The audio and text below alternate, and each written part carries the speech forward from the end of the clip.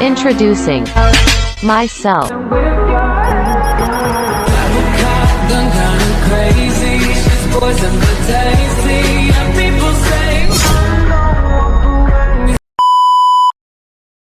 Selamat siang, perkenalkan nama saya Christina Natalia Belmembuku dengan NIM 3922510. Prodi Teknik Informatika. Saya akan mempresentasikan ujian akhir semester mata kuliah Knowledge Management System dengan judul penerapan Knowledge Management di Sekolah Tinggi Teknologi Terpadu Nurul Fikri untuk kegiatan akademik. Yang pertama itu adalah latar belakang. Pentingnya pengelolaan pengetahuan knowledge management dalam mendukung kegiatan akademik di Sekolah Tinggi Teknologi Terpadu Nurul Fikri. Penelitian ini munculnya dari kebutuhan untuk meningkatkan efektivitas penyimpanan informasi dan pengetahuan kepada mahasiswa yang selama ini dianggap kurang optimal. Dalam pelaksanaan kegiatan akademik dan non-akademik, terdapat banyak dokumen dan informasi yang harus dikelola dan disosialisasikan pada mahasiswa. Namun media komunikasi yang ada seperti grup, WhatsApp, dan website akademik dinilai tidak efektif karena banyak mahasiswa yang tidak mengetahui atau tidak menggunakan media tersebut. Hal ini menyebabkan informasi penting tidak tersampaikan dengan baik, sehingga mahasiswa seringkali mengalami kebingungan dengan mengajukan pertanyaan yang sama berulang kali. Sini ada tujuan. Tujuan itu yang pertama itu memahami informasi dan pengetahuan, yaitu mengetahui informasi dan mengetahui informasi dan pengetahuan yang ada serta yang dibutuhkan untuk penerapan Knowledge Management System, yaitu KMS, pada kegiatan akademik di Sekolah Tinggi Teknologi Terpadu Nurul Fikri. Yang kedua itu manfaat media penyimpanan. Manfaat media penyimpanan yang ada untuk menyampaikan informasi dan pengetahuan yang dibutuhkan dalam hal akademik. Yang ketiga itu menyempurnakan website akademik. Menyempurnakan website akademik di STT Terpadu Nurul Fikri untuk membuatnya lebih efektif dan informatif. Yang keempat itu membangun knowledge management. Membangun knowledge management itu menyusun cara membangun KMS pada website akademik di STT Terpadu Nurul Fikri untuk meningkatkan aksesibilitas informasi. Yang ketiga itu ada manfaat. Yang pertama itu peningkatan layanan BAKK dan Kaprodi.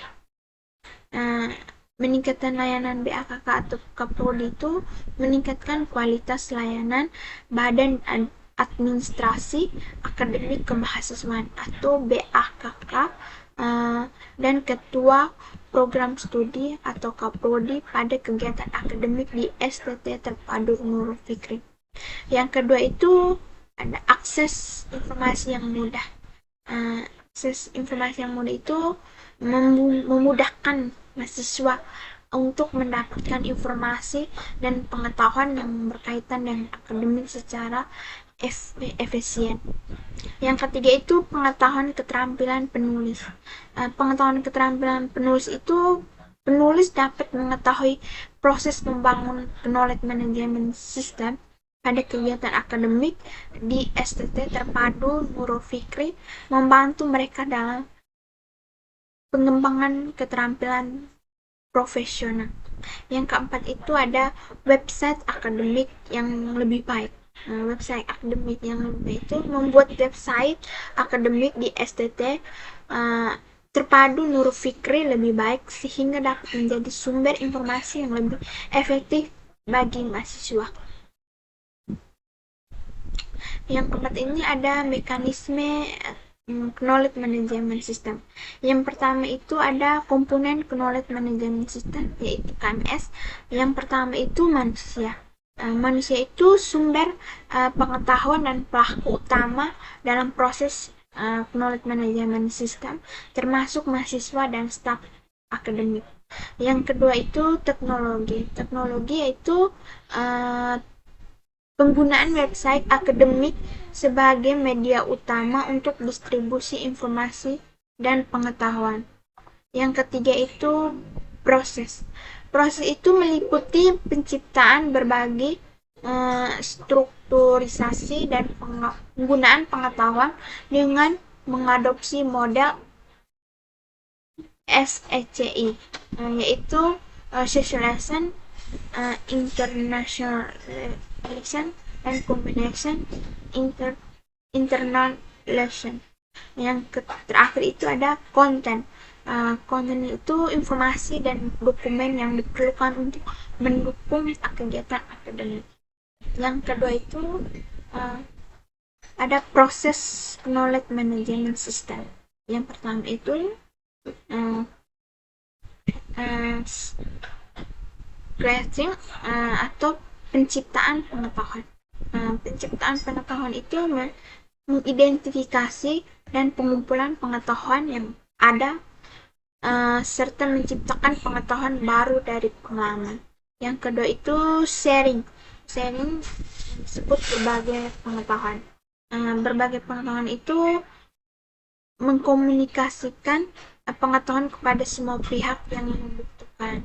Yang ketiga itu structuring, yaitu strukturisasi pengetahuan. Strukturisasi pengetahuan itu mengorganisasikan pengetahuan agar mudah diakses dan digunakan secara efisien.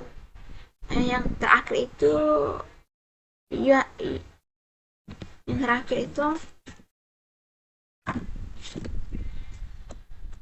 using itu adalah penggunaan pengetahuan.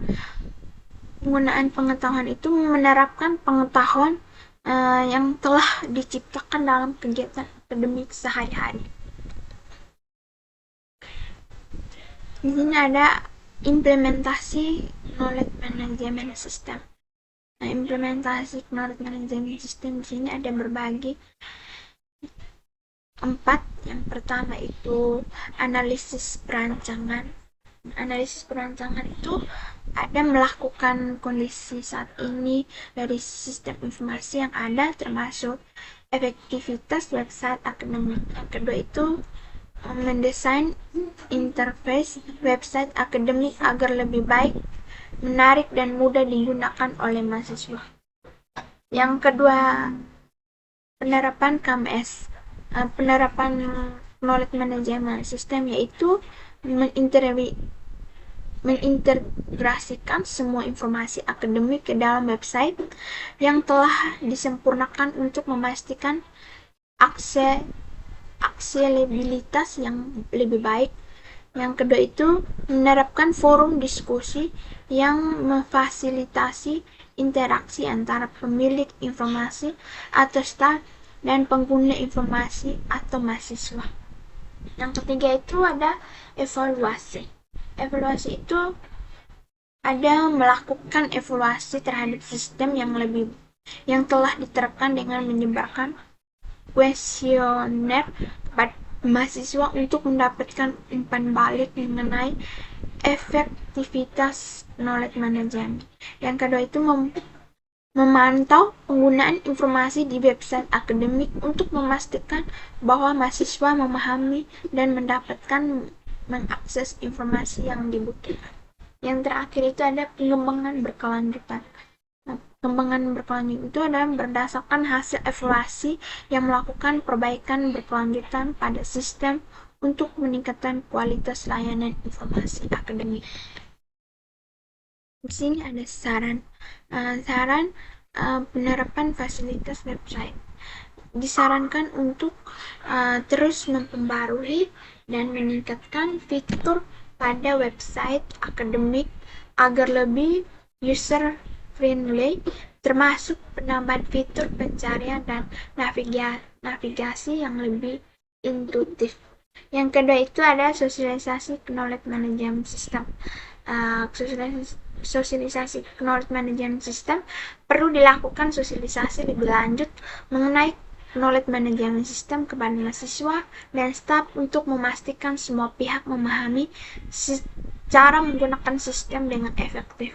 Yang ketiga itu monitoring dan evaluasi. Monitoring dan evaluasi itu rutin melakukan monitoring dan evaluasi terhadap pengguna knowledge management untuk mengidentifikasi area yang diperlukan perlu diperbaiki serta memastikan bahwa informasi yang disediakan selalu relevan dan up to date. Yang keempat itu pelatihan penggunaan. Penggunaan itu mengadakan pelatihan bagi staf dan mahasiswa tentang cara memanfaatkan knowledge management system secara optimal agar semua pengguna dapat mengakses informasi dengan baik. Yang kelima itu ada forum diskusi. Forum diskusi itu membangun forum diskusi yang aktif antara mahasiswa dan staf akademik untuk mendukung pertukaran pengetahuan secara langsung sehingga pengetahuan tacit dapat dibagikan dengan lebih efektif. Dengan penerapan saran ini diharapkan knowledge management system di STT terpadu Nurul Fikri dapat berfungsi secara optimal dengan memberikan manfaat maksimal bagi seluruh aktivitas akademik. Yang terakhir itu ada kesimpulan itu penerapan knowledge management system yaitu KMS di Sekolah Tinggi Teknologi Terpadu Nurul Fikri bertujuan untuk meningkatkan efektivitas pengelolaan informasi akademik melalui model SECI. Sistem ini memungkinkan pencipta berbagai strukturisasi dengan pengguna pengetahuan lebih baik antara mahasiswa dan staf akademik. Hasil penelitian menunjukkan bahwa penerapan KMS dapat membantu mengatasi masalah komunikasi dan aksesibilitas informasi yang selama ini menjadi kendala.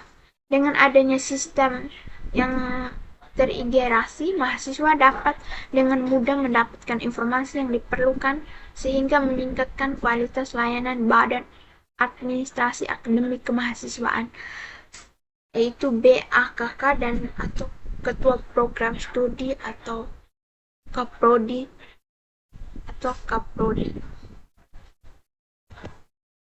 Sekian dan terima kasih dari saya. Mungkin ada salah kata, saya mohon maaf.